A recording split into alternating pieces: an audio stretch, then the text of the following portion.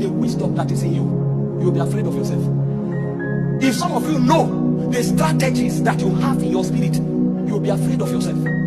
When the Bible says you were fearfully and wonderfully made, it was not an exaggeration. But the way God designed man is different from the way he designed angels.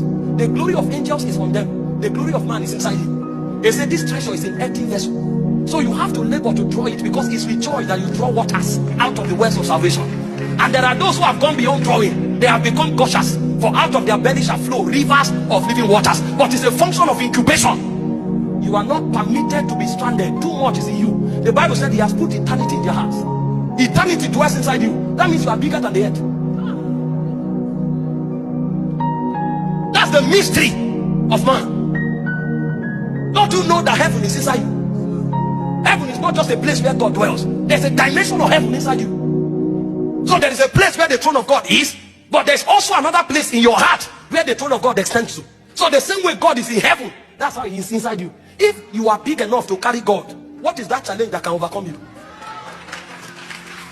There's something about man that we have not discovered. The Bible speaking, he said, where is the house that you have built for me? He said, the heaven is my throne, the earth is my footstool. So heaven and earth can't accommodate God, but God dwells inside you. So what is your capacity that you have not explored? Does that not suggest to you that your heart is larger than heaven and earth? But what can you draw? You have not journeyed deep into yourself.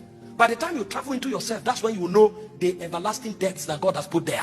Because God created you for himself to live inside, so that from within you everything can come out. So long as God is there. It's called the womb of the spirit. But it will take engaging for it to happen. Some of you will need many hours of worship for the river to flow. So you worship for 10 minutes, you wanted to go. They are drawing you back. You have not opened the gate. The gusher has not started.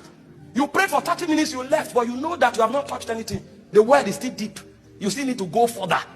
Don't run away. Incubate. If you incubate enough, you can bring out a reality that will serve not just your generation, but many generations after you. In Isaiah 60 verse 15, the Bible said, you were rejected as a desolate land. He said, no man went through you. He said, but I have called you an eternal excellency, the joy of many generations. You are not the joy of one generation. You are a joy of many.